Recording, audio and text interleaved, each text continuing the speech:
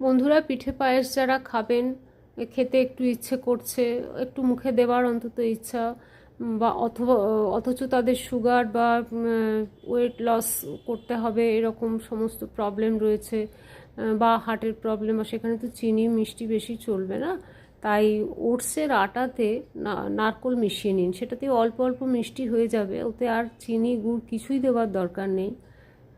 একটু sugar free add করে দিয়ে একটা ব্যাটার তৈরি করুন, সেটাই খুব অল্প তেলে ফ্রাইং প্যানে বা কড়াইতে ফ্রাই করে নিন।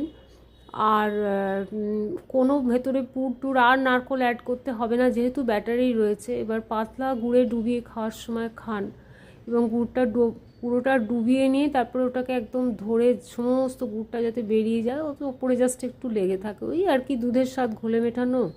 সাপও মরলো, লাঠিও ভাঙলো না, এই।